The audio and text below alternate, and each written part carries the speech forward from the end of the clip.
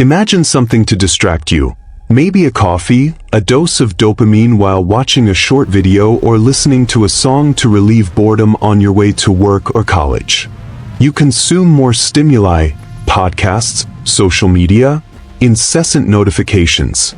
When you finally have a moment of silence, what happens?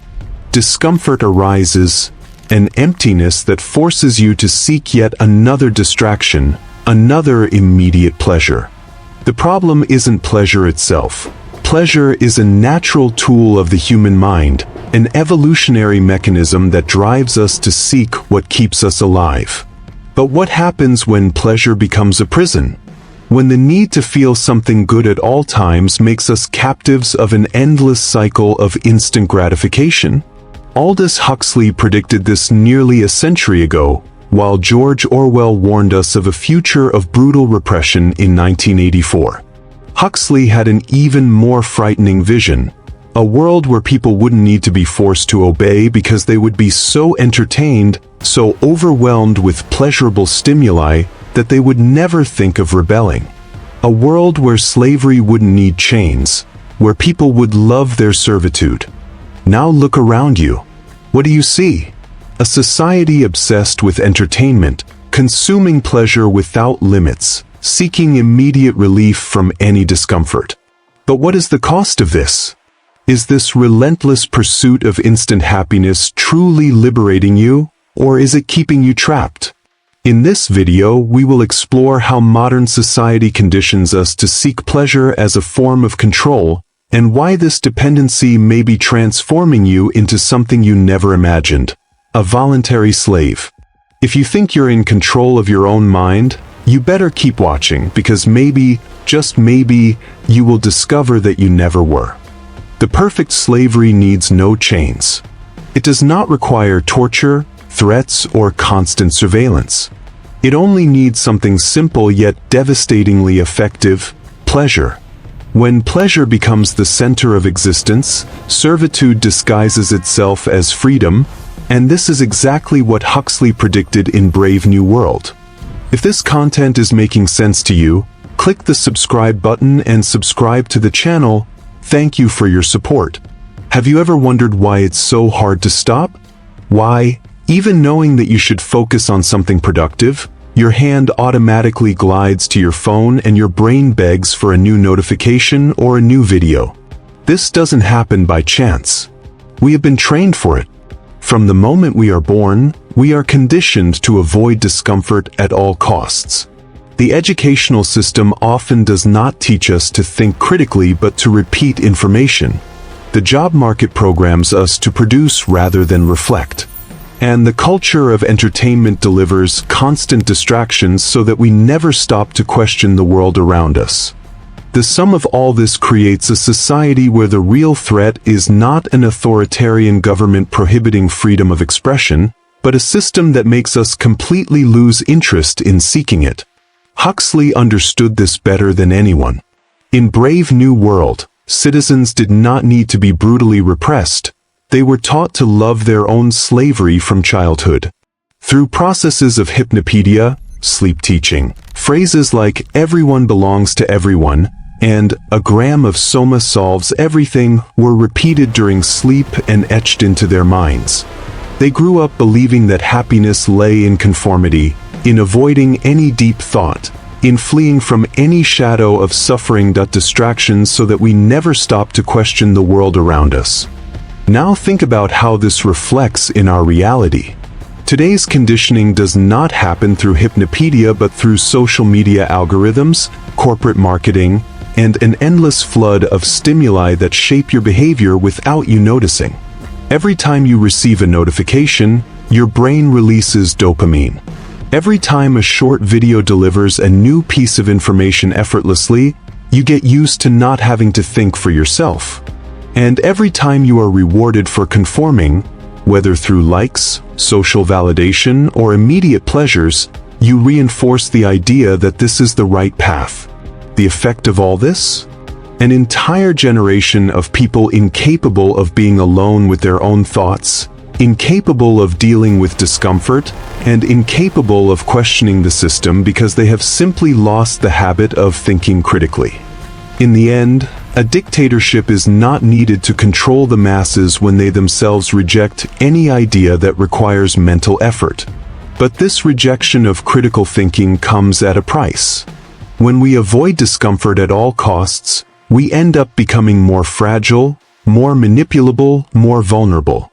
Constant pleasure weakens us, and manufactured happiness can turn us into increasingly passive beings. How does this happen? How can the promise of a world without pain lead us to complete submission? This is what we will explore in the next part. Imagine a world where no one suffers, where all pains are quickly erased, where there is no sadness, frustration, or anxiety. It seems like paradise, right? But now look closer. What happens to someone who never faces difficulties?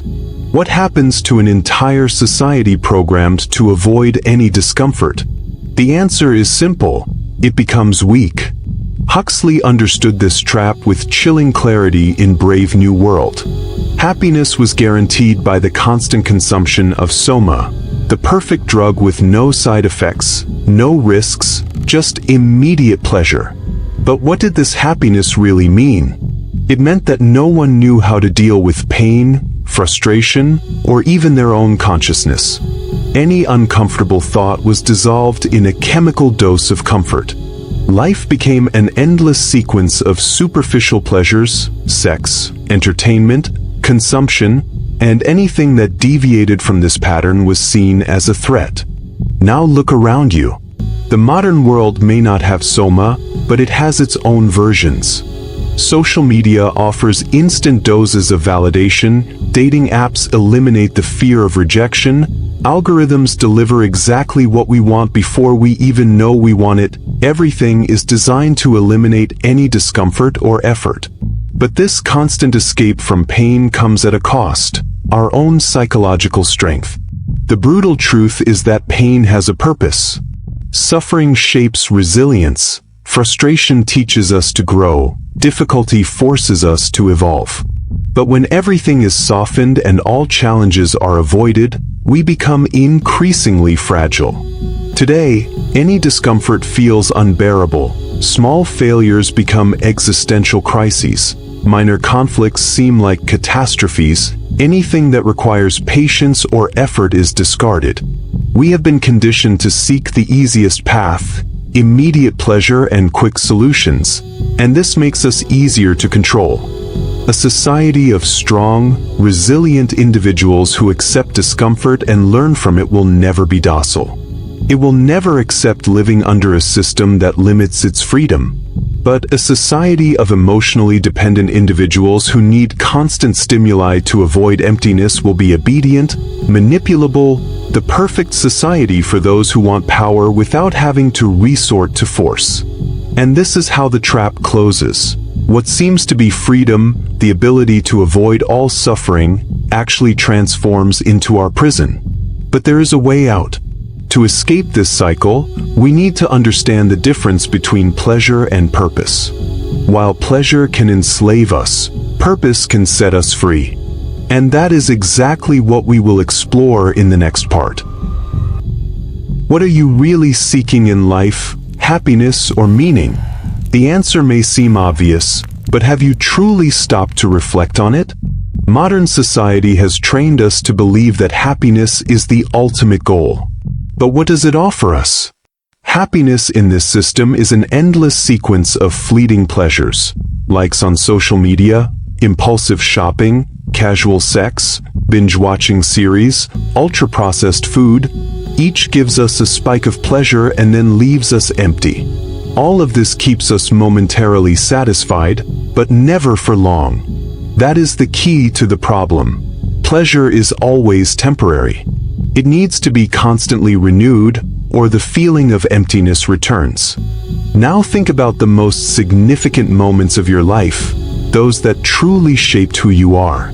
Were they moments of instant pleasure, or moments of challenge, effort, and overcoming? Viktor Frankl, a psychiatrist and Holocaust survivor, wrote in Man's Search for Meaning that human beings cannot live without purpose. He observed that even in the worst possible scenarios, those who found a greater meaning in their lives were the ones who managed to survive and maintain their sanity. Here lies the paradox. The pursuit of constant pleasure weakens us, while the pursuit of purpose strengthens us. Pleasure is easy, immediate, and addictive. Purpose, on the other hand, requires effort, discipline, and resilience. But unlike pleasure, purpose does not disappear once the effect wears off. It builds something within us. It gives us a reason to keep going. Modern society does not want you to seek purpose. Purpose takes time to build, requires introspection, effort, and above all resistance to suffering, all of which goes against the logic of immediate consumption. An individual who finds purpose in life does not need constant distractions, does not feel the need to fill every second of the day with superficial entertainment, and is not easily manipulated by false promises of instant happiness. That is exactly why we are constantly bombarded with stimuli that divert us from this search. A person with purpose is a dangerous person for a system that thrives on our emotional dependence. So if you feel that something is missing in your life, perhaps the answer is not more pleasure but less. Perhaps the path is not to seek more distractions, but to eliminate the excess of them. Ask yourself, what truly moves you? What makes you get out of bed in the morning? Are you living off disposable pleasures, or are you building something that really matters? And how do you escape this trap? How do you break the cycle and regain autonomy over your own mind? That is what we will uncover in the next part. Now that you understand how the relentless pursuit of pleasure can keep you trapped, the most important question arises. How do you escape this trap? How do you regain control of your own mind in a world that does everything to keep you distracted, doped, and emotionally dependent?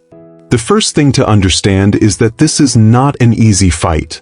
The system is designed for you to fail. It wants you to keep seeking quick pleasures, to keep feeding the algorithms with your attention, to keep consuming endlessly. But there is a way out, and it starts with your decision to become aware of the game being played against you. Here are the key steps to break free. Strategic deprivation of pleasure. This does not mean you need to become an ascetic and reject any form of fun, but rather that you should learn to consciously regulate your exposure to addictive stimuli. The problem is not pleasure itself, but the fact that it is being used against you as a means of control. When you deprive yourself of certain pleasures for a period of time, such as social media, ultra-processed food, or compulsive entertainment, something interesting happens. Your brain recalibrates. It begins to find satisfaction in small things again, and the unrestrained desire for artificial stimuli starts to lose its strength. Rebuild your tolerance for discomfort. If you want to regain your autonomy, you need to relearn how to deal with boredom, frustration, and the lack of constant stimuli. This means allowing yourself to be silent, disconnecting from the flood of information, and simply existing without needing to fill every moment with a distraction. At first, this will be difficult. Your brain, accustomed to constant spikes of dopamine, will demand more. But if you resist, you will begin to notice something powerful. Discomfort does not kill you, in fact it strengthens you. Cultivate critical thinking. Ask yourself, why do I feel this need to distract myself all the time? Who benefits from my addiction to pleasure? What could I be doing if I weren't trapped in this cycle of instant gratification? The more you question, the more you will realize that a large part of your habits and desires were not truly chosen by you, they were programmed by the system. But only those who ask themselves these questions can begin to rewrite their own destiny. Replace pleasure with purpose. As we discussed earlier, the search for meaning is the true antidote to the slavery of immediate pleasure. Ask yourself, what really matters to me? What do I want to build? How can I make my life more meaningful? These are difficult questions, but they are the only ones that truly matter. There is a problem, however. Even if you start to break free from this cycle, the society around you will still be deeply immersed in it. When you decide to change something, something inevitable happens. People begin to see you differently. Some will admire you, others will reject you, because when you free yourself, you also become a mirror reflecting what others do not want to see in themselves. And that is exactly what we explored in this final part. If you've made it this far, something inside you has already begun to awaken. You've realized that the relentless pursuit of pleasure is not freedom, but rather a cycle of conditioning that keeps you trapped. You understand that modern society doesn't need to physically chain you to control you. It just needs to convince you to flee from any form of discomfort. But now that you see the trap, the most important question is, what will you do with this knowledge? The truth is that escaping this system requires more than just willpower. It means swimming against the current, rejecting the easiest path, and accepting that real freedom often comes with loneliness and resistance. When you stop distracting yourself, you begin to see. When you see, you realize that many people around you are still blind. Some people will admire you for this, others will reject you. Some will feel uncomfortable with your change, because when you free yourself you become a threat to their illusion. They will try to pull you back, convincing you that there's nothing wrong with this system, that life is meant to be enjoyed without much thought. But now you know the truth. Pleasure without purpose is just another form of slavery. So the choice is yours.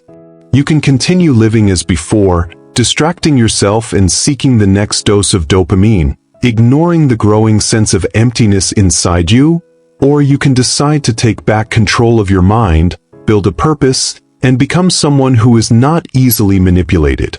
What will you choose? Have you ever felt trapped in this cycle? Have you noticed how society uses pleasure as a form of control? Leave a comment below and share your thoughts, because questioning is the first step to freedom. And if this script has made you see the world differently, don't forget to like and subscribe. Remember, here we don't go with the flow, we question, reflect, and seek to understand the truths that no one wants you to see. If you want to continue this journey of self-discovery and liberation, hit the subscribe button and turn on notifications, because this is just the beginning. See you in the next video.